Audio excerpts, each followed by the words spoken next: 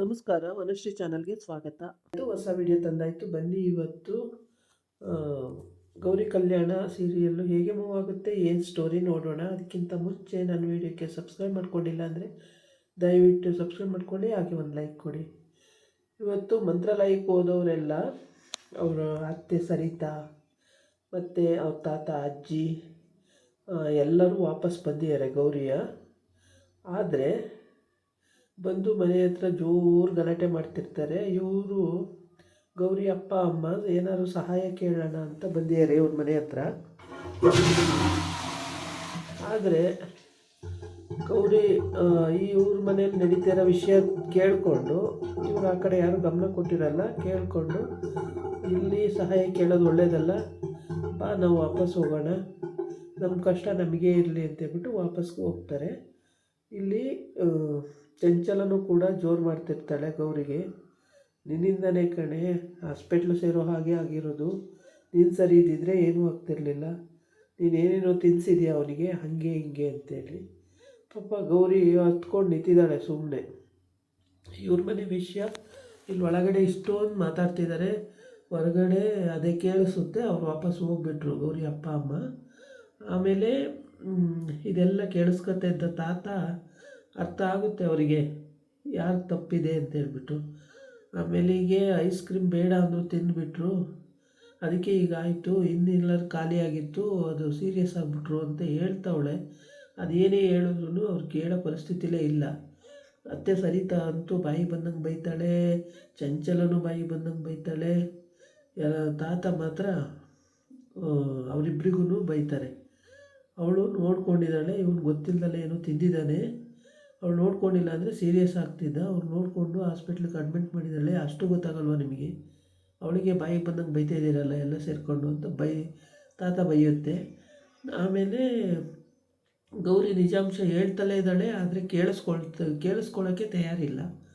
ಬಾಯಿಗೆ ಬಂದಂಗೆ ಬೈತಲೇ ಇದ್ದಾರೆ. ಆಮೇಲೆ ಸರಿತಾ ಕೂಡ ಏನು ಬಾಯಿ ಮುಚ್ಚಂಗಿಲ್ಲ, ಅಷ್ಟು ಬೈತಾ ಇದ್ದಾಳೆ. ಅಷ್ಟೊತ್ತಿಗೆ ಗೌರಿಗೆ ಇಷ್ಟೊಂದು ಬೈತಾವ್ರಲ್ಲ ಅಂತೇಳ್ಬಿಟ್ಟು ಇವ್ನ ಮೇಲೆ ಮಲಗಿದವನು ಎದ್ದು ಬರ್ತಾನೆ ಕೆಳಗಡೆ ಇಳಿದು. ಆವಾಗ ಕಂದ ಏನೂ ಆಗಿಲ್ವೇನೋ, ಏನಾಯಿತು ಕಂದ, ಯಾಕೋ ಮಗನೇ, ಏನು ಕೊಟ್ಲೋ, ಏನು ತಿಂದು, ಯಾಕೆ ಹಿಂಗಾಯಿತು ಅಂತೇಳಿ ಏನು ಗೋಳಾಡ್ತಾಳೆ. ಆವಾಗ ಅವನು ಸುಮ್ಮನೆ ನಿಂತಿರ್ತಾನೆ. ಅವರಮ್ಮನ ಮಾತು ಮುಗಿದ ಮೇಲೆ ಹೇಳ್ತಾನೆ, ಅವಳು ನನಗೆ ಎರಡನೇ ತಾಯಿ, ಅವಳಿಲ್ಲ ಅಂದಿದ್ದರೆ ನಾನು ಅವತ್ತೇ ಸತ್ತೋಗ್ತಿದ್ದೆ. ಅವಳೇ ನನ್ನನ್ನು ಕಾಪಾಡಿಕೊಂಡಿದ್ದು, ನೀವು ಯಾಕೆ ಅವಳಿಗೆಲ್ಲ ಬೈತಾ ಇದ್ದೀರಾ? ಪಾಪ ನನ್ನನ್ನು ಕಾಪಾಡಲಿಲ್ಲ ಅಂದಿದ್ದರೆ ನಾನು ಇಷ್ಟೊತ್ತಿಗೆ ಸತ್ತೋಗಿರ್ತಿದ್ದೆ ಅಂತ ಹೇಳ್ತಾನೆ. ಏನು ಹೇಳ್ತಿದ್ದೀಯ ಮಗನೇ, ಎಂಥ ಮಾತು ಹೇಳ್ತಿದ್ದೀಯ ಕಂದ ಅಂತ. ಹೌದು ಕಣಮ್ಮ, ಗೌರಿ ಇಲ್ಲ ಅಂದಿದ್ರೆ, ನಾನು ಪುಣ್ಯವತಿ ಇಲ್ಲ ಅಂದಿದ್ರೆ ನಾನು ಇವತ್ತು ಇಲ್ಲಿರ್ತಾ ಇರಲಿಲ್ಲ, ಸತ್ತೋಗಿರ್ತಿದ್ದೆ. ಪುಣ್ಯವತಿ ಎಷ್ಟು ಕಷ್ಟಪಟ್ಟಿದ್ದಾಳೆ ಅಂತ ನಿಂಗೇನು ಗೊತ್ತು? ಹಗ್ಗ ಕಟ್ಕೊಂಡು ಅವಳದು ಕುತ್ತಿಗೆಗೂ ನನ್ನ ಸೊಂಟಕ್ಕೂ ಸ್ಕೂಟಿಲಿ ಕೂರಿಸ್ಕೊಂಡು ನನ್ನನ್ನು ಹಾಸ್ಪಿಟ್ಲಿಗೆ ಕರ್ಕೊಂಡೋಗಿ ಅಡ್ಮಿಟ್ ಮಾಡಿ ನನ್ನನ್ನು ಎಷ್ಟು ಪಾಟ್ಪಟ್ಟಿದ್ದಾಳೆ ಅಂತ ಅವಳಿಗೆ ಗೊತ್ತು, ನಿನಗೇನಮ್ಮ ಗೊತ್ತು? ಮಾತಾಡ್ತಾಯಿದ್ದೀಯ, ಅಲ್ಲಿ ದುಡ್ಡು ಕಟ್ಟಕ್ಕೆ ದುಡ್ಡಿಲ್ಲ, ಬರೀ ಕೈಯಲ್ಲಿ ಹಂಗೆ ಅಂಟ್ಕೊಂಡು ಕರ್ಕೊಂಡು ಹೋಗ್ಬಿಟ್ಟಿದ್ದಾಳೆ, ಅಲ್ಲಿ ನೋಡಿದ್ರು ದುಡ್ಡಿಲ್ಲ, ಎಷ್ಟು ಕಷ್ಟಪಟ್ಟಳು ಅಂತ ಅವಳಿಗೆ ಗೊತ್ತು. ಏನು ಮಾತಾಡ್ತೀಯಮ್ಮ ನೀನು ಅಂತ ಹೇಳ್ತಾನೆ. ಅದಕ್ಕೆ ಅವಳು ತಾತ ಎಲ್ಲ ಕೇಳಿಸ್ಕೊತಾ ಸುಮ್ಮನೆ ಇರ್ತಾರೆ. ಆಮೇಲೆ ತಾತಗೆ ಕೋಪ ಬಂದ್ಬಿಡುತ್ತೆ ಸರಿತಾ ಮೇಲೆ. ಎಷ್ಟೆಲ್ಲ ಮಾಡಿದ್ದಾಳೆ ಗೌರಿ, ಮನೆಗೆ ಅಂತ ಎಲ್ಲ ಮಾಡ್ತಾಳೆ, ಅವಳಿಗೆ ಬೈತಾಳೆ ಅವಳು ಯಾವಾಗಲೂ ಅಂತೇಳ್ಬಿಟ್ಟು ಗೌರಿ ಸರಿತಾ ಮೇಲೆ ಕೋಪ ಬಂದ್ಬಿಡುತ್ತೆ. ಈ ಕಡೆ ಅವರ ವಿವೇಕ್ ತಮ್ಮ ಚಿನ್ನು ಎಲ್ಲೋದ್ಲು, ಚಿನ್ನು ಕಾಣಿಸ್ತಾ ಇಲ್ವಲ್ಲ, ಮಚ್ಚ ಮಚ್ಚ ಅಂತಿದ್ಲು, ಎಲ್ಲೋದ್ಲು, ಇಷ್ಟೊತ್ತಿಗೆ ಫೋನ್ ಮಾಡ್ತಿದ್ಲಲ್ಲ ಅಂತೇಳ್ಬಿಟ್ಟು ಮಂತ್ರಾಲಯದಿಂದ ಬಂದಮೇಲೆ ಏನು ವಿಷಯನೂ ಗೊತ್ತಿಲ್ಲ. ಬೆಳಗ್ಗೆ ಎದ್ಬಿಟ್ಟು ಇವನ್ನೆಲ್ಲ ರೆಡಿಯಾಗಿ ಹೋಗ್ತಾನೆ, ಅಲ್ಲೆಲ್ಲೂ ಕಾಣಿಸಲ್ಲ. ಆಮೇಲೆ ಸರಿ ಫೋನ್ ಮಾಡ್ತಾನೆ, ಫೋನು ಪಿಕ್ ಆಗಲ್ಲ. ಆಮೇಲೆ ಸರಿ ಅಲ್ಲಿಗೆ ಹೋಗೋಣ ಅಂತ ಹೋಗ್ತಾ ಇರ್ತಾನೆ. ಅವ್ರ ಮಂತಕ್ಕೆ ಹೋಗಿ ಬಾಗಿಲು ಬಡಿತಾನೆ. ಬಾಗಿಲು ಬಡಿದ್ರೆ ಅವ್ರ ಅತ್ತೆ ಬಾಗಿಲು ತೆಗಿತಾಳೆ. ಯಾರತ್ತೆ? ಚಿನ್ನು ಅತ್ತೆ ಬಾಗಿಲು ತೆಗಿತಾಳೆ. ಬಾಗಿಲು ತೆಗೆದ್ರೆ ಚಿನ್ನು ಎಲ್ಲಿ ಆಂಟಿ ಅಂತಾನೆ. ಚಿನ್ನು ಇಲ್ಲಪ್ಪ ಅಂತ. ಇಲ್ವಾ? ಎಲ್ಲಿಗೆ ಹೋದ್ಲು? ಊರಿಗೆ ಹೋಗ್ಯಾರೆ ಅವರೆಲ್ಲ, ಹೇಳೋದೇ ಬೇಡ ಇವರಿಗೆ ಏನು ವಿಷಯನೂ ಅಂತ ಮನಸ್ಸಲ್ಲಿ ಅಂದ್ಕೊಬಿಟ್ಟು ಹಂಗೆ ಅಂದ್ಕೊಂಡು ಅವಳು ಹೇಳ್ಬಿಡ್ತಾಳೆ ಹಂಗಂತ.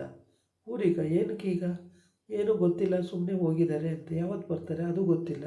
ಇವನಿಗೆ ಅನುಮಾನ, ಡೌಟ್ ಆಗುತ್ತೆ, ಏನೋ ಆಗಿದೆ, ಇವ್ರು ಸುಳ್ಳು ಹೇಳ್ತಿದ್ದಾರೆ ಅಂತೇಳ್ಬಿಟ್ಟು ಅವನ ಮನಸ್ಸಲ್ಲೇ ಅನ್ಕೋತಾನೆ, ಆಂಟಿ ಹೇಳ್ತಿರೋದೆಲ್ಲ ಸುಳ್ಳು ಅಂತ ಅವನಿಗೆ ಗೊತ್ತಾಯಿತು.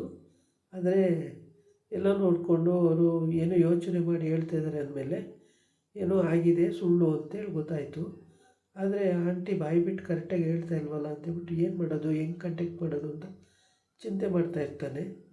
ಚಿಂತೆ ಮಾಡೋ ಟೈಮಿಗೆ ಕರೆಕ್ಟಾಗಿ ಅವನಿಗೇನು ಹೊಳೆಯೋದೇ ಇಲ್ಲ. ಬೇಜಾರು ಮಾಡಿಕೊಂಡು ಕೇಳ್ತಾನೆ ಇರ್ತಾನೆ, ಏನು ಹೊಳೆಯಲ್ಲ, ಏನು ಹೇಳಬೇಕು ಅಂತಲೂ ಗೊತ್ತಾಗ್ತಿಲ್ಲ, ಎಲ್ಲಿ ಹುಡ್ಕೋದು ಅಂತಲೂ ಗೊತ್ತಾಗ್ತಿಲ್ಲ, ಏನಾಗಿದೆ ಅಂತಲೂ ಗೊತ್ತಾಗ್ತಿಲ್ಲ. ಹೀಗಾಗಿ ಪಾಪ ಅವನು ಹುಡುಕ್ತಾ ಯೋಚನೆ ಮಾಡ್ತಾನೆ ಇರ್ತಾನೆ. ಆ ಕಡೆ ಗೌರಿಗೆ ಬೈಯೋದು ನಿಲ್ಲಿಸಿದ್ದಾಳೆ. ಇದಾಗಿತ್ತು ಇವತ್ತಿನ ವೀಡಿಯೋ. ನಾಳೆ ಇನ್ನೊಂದು ವೀಡಿಯೋ ಜೊತೆ ಬರ್ತೀನಿ. ನಮಸ್ಕಾರ.